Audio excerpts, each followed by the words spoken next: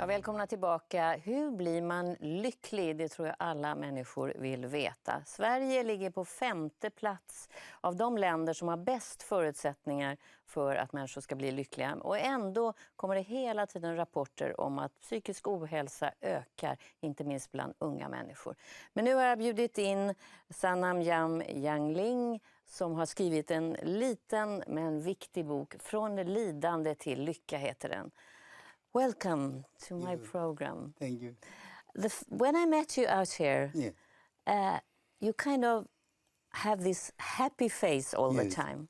Are you a happy man? Yes, at last I'm very happy. At last, It took time. It took time, but at last I'm free from suffering. Even though I get sick now and then, I don't mind. Because you had a stroke and then you recovered. Yes, yes. In this, there's kind of a recipe. Yes, how this to is recipe. become Yeah, happy. Exactly, yes. If you would take a few things, a few rules that which are important. Yes. Well, I think in our life there are so many things going on, you know. It's not easy to become happy. Everybody wants to be happy, but it's so difficult. Then, because we are so busy, we don't give time for ourselves. First thing is we have to ask a question for ourselves. Do I deserve happiness or do I deserve unhappiness? Yes, answer is yes, I need happiness. If that is happiness, why do I need happiness? We have physical body, speech, body, speech, and mind. These three things, sometimes if we don't have control, these three things create problems because we don't have any control. So it's important to look into yourself, and if possible in the morning you go up and look in the mirror. Who am I? Do I deserve those happiness? If, then I have to look into myself. That's a very beginning, important question. And it's mindfulness. Mindfulness is very important. And to meditate, to find this strength to become. Yes. Because I have written this book is because I worked in the ward central and at the hospital. I saw so many problems. People are coming, working for the people who are sick. And then I thought myself, now I should give back something for Sweden because they've been so kind to me, you know, for my people. And especially young generations, they have no clue how to be happy.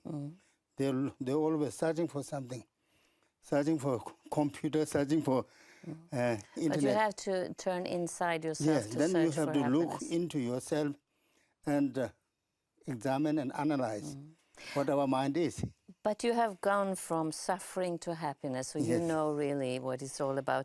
You were born in Tibet, and you had a lot of problems in your life. Could you describe a few of them? Because wow, my problems, what I've gone through is immeasurable.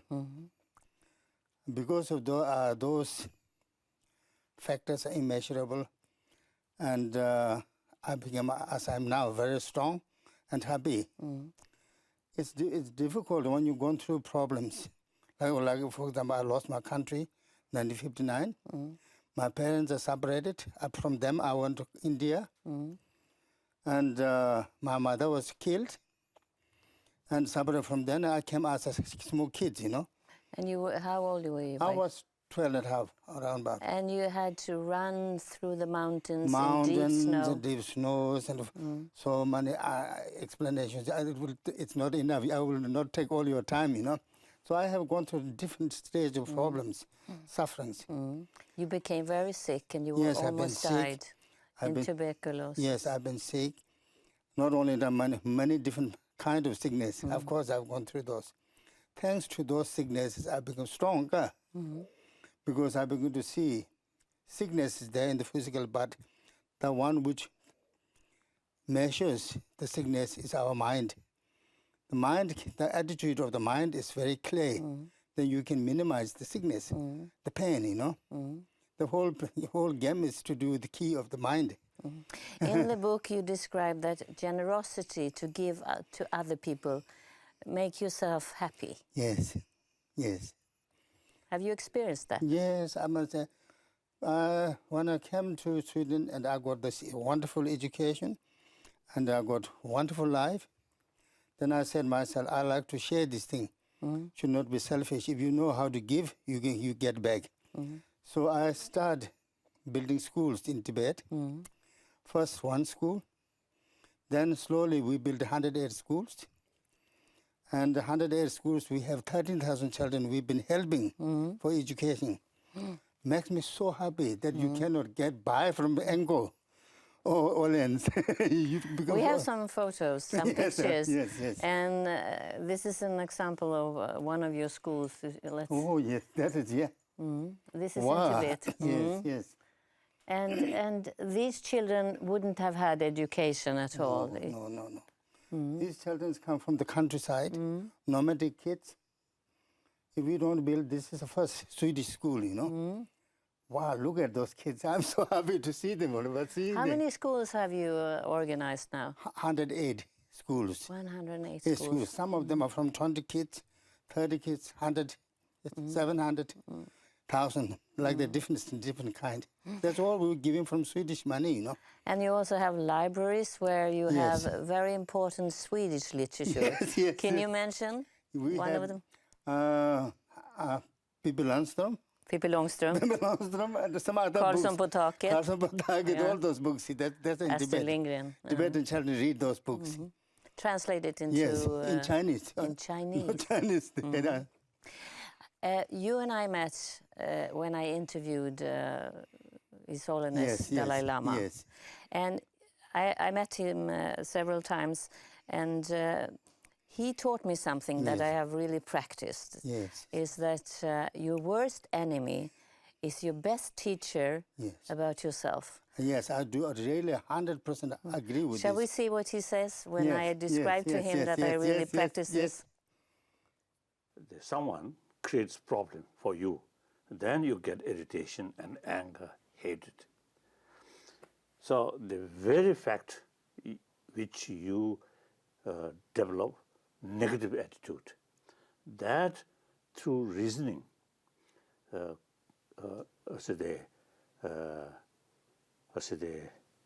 try to get kind of attitude.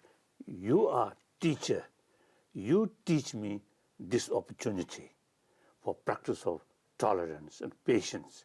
So that's the one sort of, I think, effective way to reduce obstacle about development of warm-heartedness. And I found that it really worked.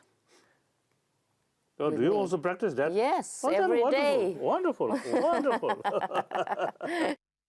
That's very nice. That's a very nice cut, no? Very nice. What does Dalai Lama means to you? I think he is one of the biggest leader, not for the Tibetans, for the world to look up, because he is a man without anger.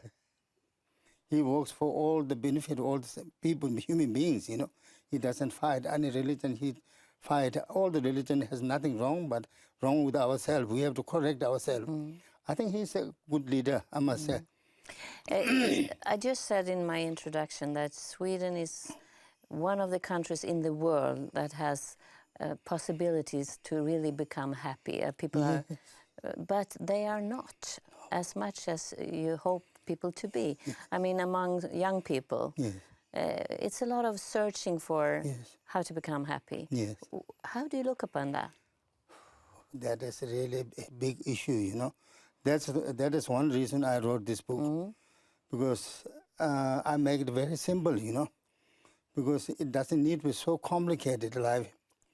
If you and young people should read a very simple book and to understand, and also most of the time they're hunting all the time, happiness outside.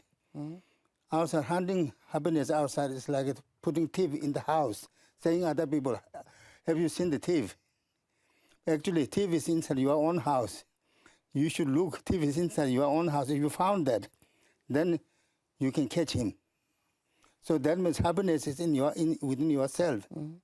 If you find that, you'll always have, instead of looking outside, look into yourself. But you says, I think almost everybody in Sweden knows about this, Yes. but you have to practice. This Yes, is what you yes, say. yes, yes. As you are exercising to Yes, become yes. have a strong body, you have to practice your mind. Yes, yes. How do you do that? For me, it's like every day we have to eat breakfast, and same as meditation. All this a part of my life, you know. I have to get up early in the morning. It becomes a part of my habit. When it becomes a part of habit, you are one with the habit. There you are, meditation already. You don't need to push. And same as athletics. Those people who want to be world championship. They have to train and train, and from training you get perfections. Exactly same.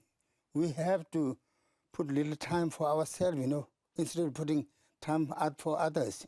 We never put time for us. We don't take care of ourselves. We forget always. You have to become happy yourself to give to other people. Of course. But you have gone through so much suffering.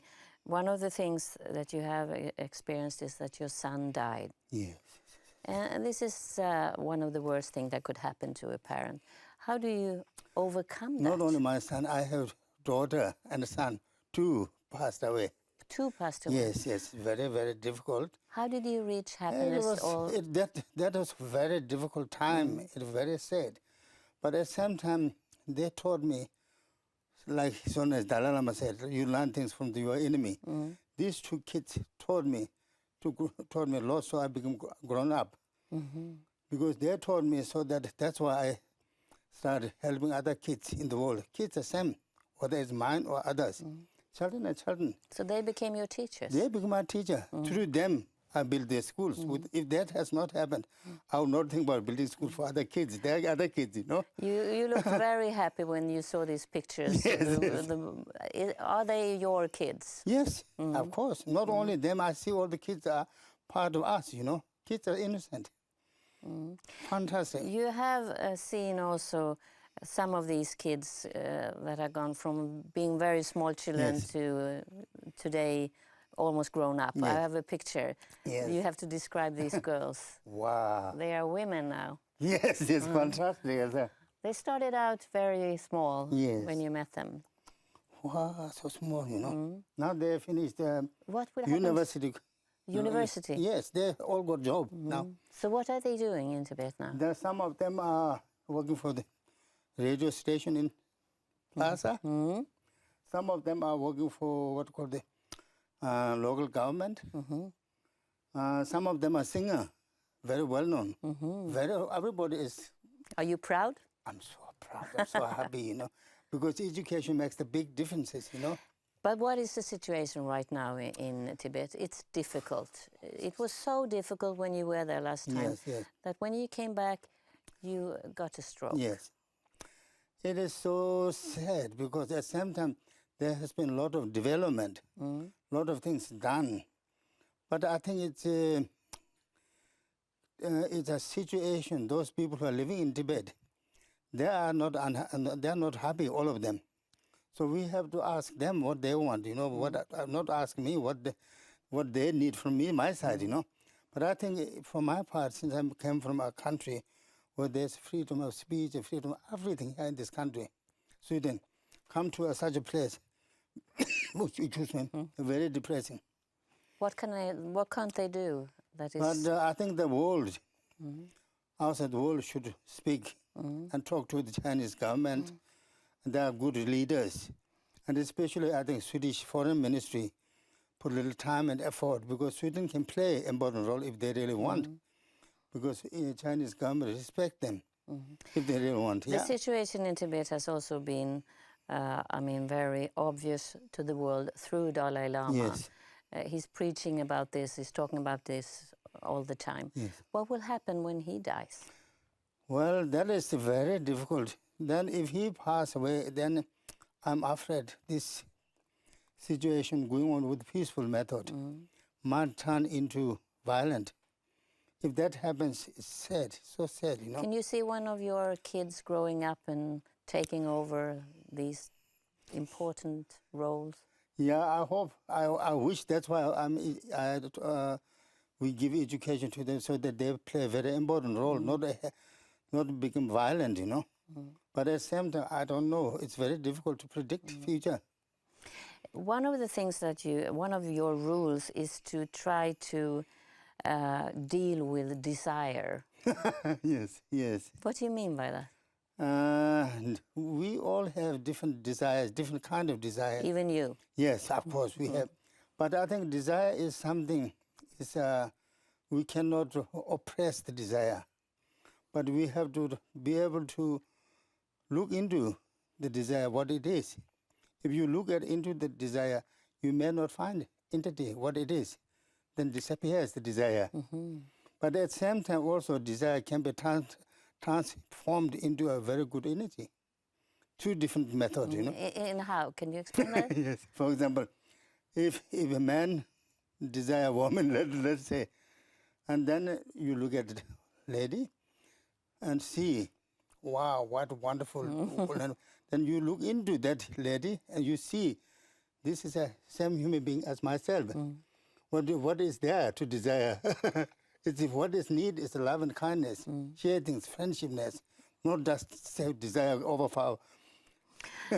Thank you so much for coming Thank here. you so much. And the book is very nice. It's a small book, but it's important Thank content. you so much. Thank you so much. Från lidande till lycka, en massa bra saker i den här boken. Tack så mycket.